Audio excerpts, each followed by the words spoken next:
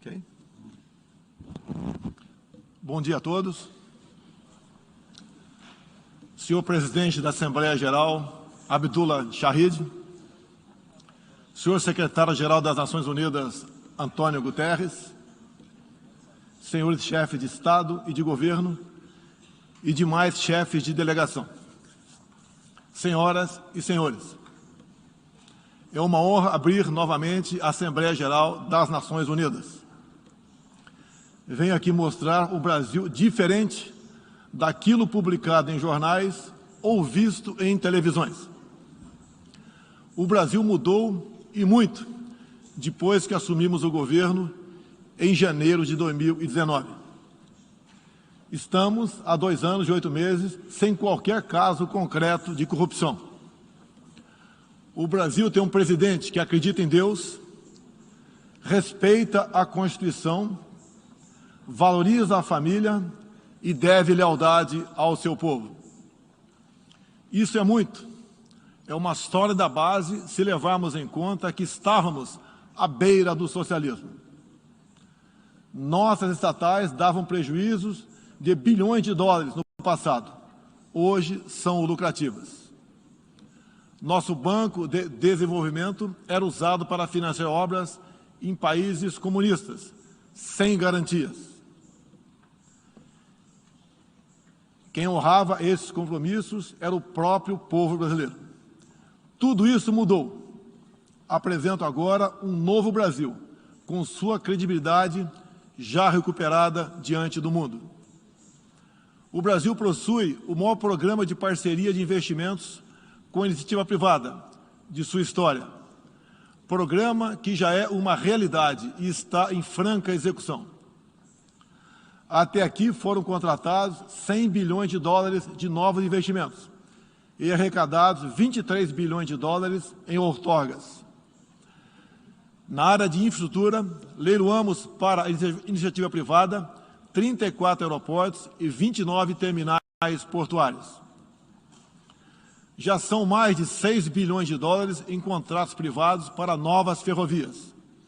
Introduzimos o sistema de autorizações ferroviárias, o que aproxima nosso modelo ao americano.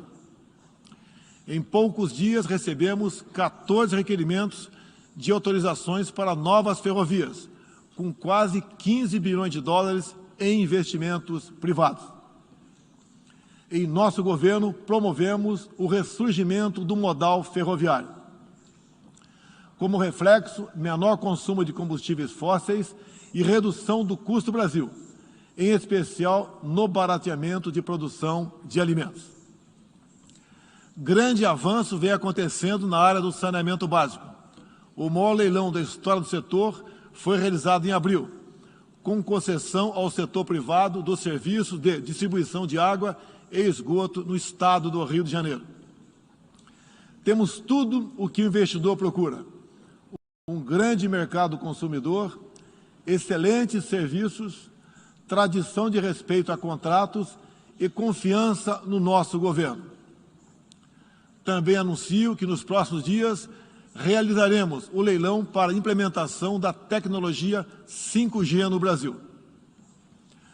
Nossa moderna e sustentável agricultura de baixo carbono alimenta mais de 1 bilhão de pessoas no mundo e utiliza apenas 8% do território nacional. Nenhum país do mundo possui uma legislação ambiental tão completa quanto a nossa. Nosso Código Florestal deve servir de exemplo para outros países. O Brasil é um país com dimensões continentais, com grandes desafios ambientais. São 8,5 milhões de quilômetros quadrados, dos quais 66%, 2/3, são vegetação nativa, a mesma desde o seu descobrimento em 1500. Somente no bioma amazônico, 84% da floresta está intacta, abrigando a maior biodiversidade do planeta. Lembro que a região amazônica equivale à área de toda a Europa Ocidental. Antecipamos de 2060 para 2050 o objetivo de alcançar a neutralidade climática. Os recursos humanos e financeiros destinados ao fortalecimento dos órgãos ambientais foram dobrados, com vistas a zerar o desmatamento ilegal. E os resultados desta importante ação já começaram a aparecer. Na Amazônia, tivemos uma redução de 32% do desmatamento no mês de agosto, quando comparado a agosto do ano anterior. Qual país do mundo tem uma política de preservação ambiental como a nossa? Os senhores estão convidados a visitar a nossa Amazônia. O Brasil já é um exemplo na geração de energia, com 83% advinda de fontes renováveis. Por ocasião da COP26, buscaremos consenso sobre as regras do mercado de crédito de carbono global.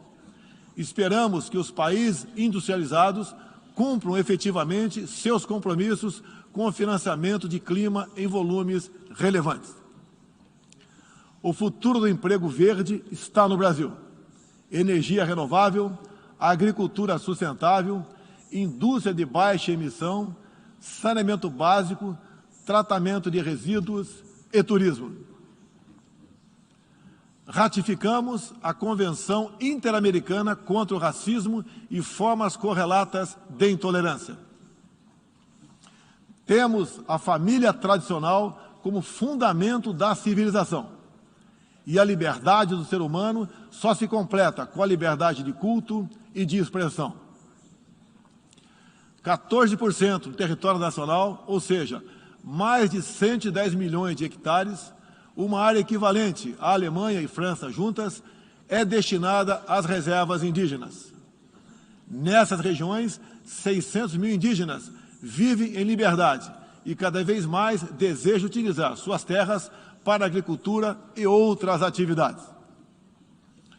O Brasil sempre participou em missões de paz da ONU, de Suez até o Congo, passando pelo Haiti e Líbano. Nosso país sempre acolheu refugiados. Em nossa fronteira com a vizinha Venezuela, a operação acolhida do governo federal já recebeu 400 mil venezuelanos deslocados devido à crise político-econômica gerada pela ditadura bolivariana. O futuro do Afeganistão também nos causa profunda apreensão. Concederemos visto humanitário para cristãos, mulheres, crianças e juízes afegãos.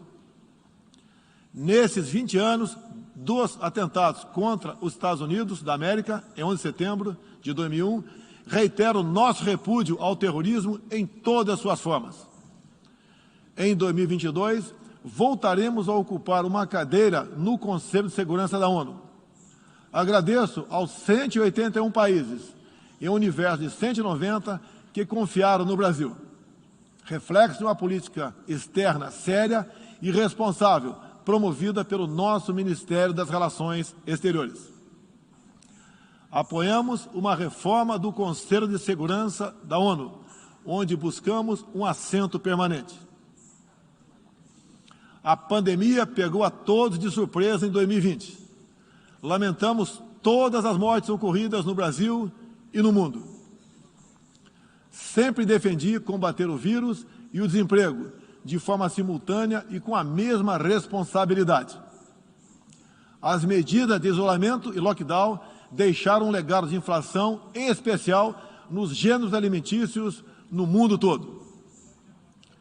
No Brasil, para atender aqueles mais humildes, obrigados a ficar em casa por decisão de governadores e prefeitos e que perderam sua renda, concedemos um auxílio emergencial de $800 para 68 milhões de pessoas em 2020.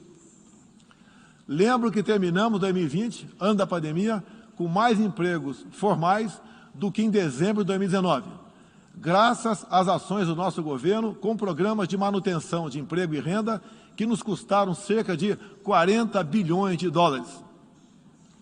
Somente nos primeiros 7 meses deste ano, criamos aproximadamente 1.800.000 novos empregos. Lembro ainda que o crescimento para 2021 está estimado em 5%. Até o momento, o governo federal distribuiu mais de 260 milhões de doses de vacinas e mais de 140 milhões de brasileiros já receberam, pelo menos, a primeira dose, o que representa quase 90% adulta. 80% da população indígena também já foi totalmente vacinada. Até novembro, todos que escolheram ser vacinados no Brasil serão atendidos. Apoiamos a vacinação.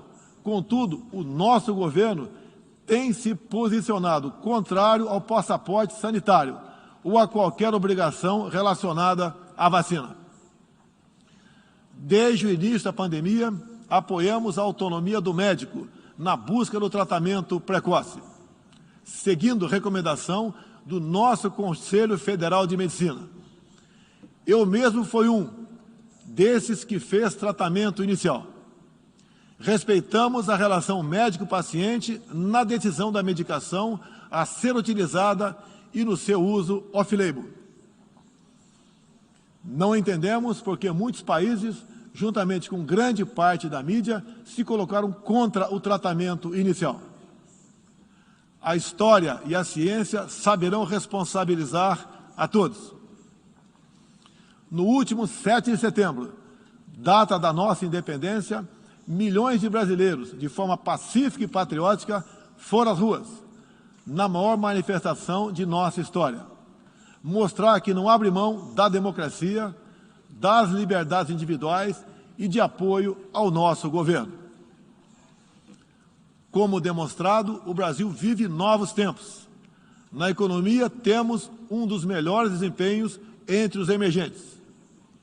Meu governo recuperou a credibilidade externa e hoje se apresenta como um dos melhores destinos para investimentos. É aqui, nesta Assembleia Geral, que vislumbramos um mundo de mais liberdade, democracia, prosperidade e paz. Que Deus abençoe a todos.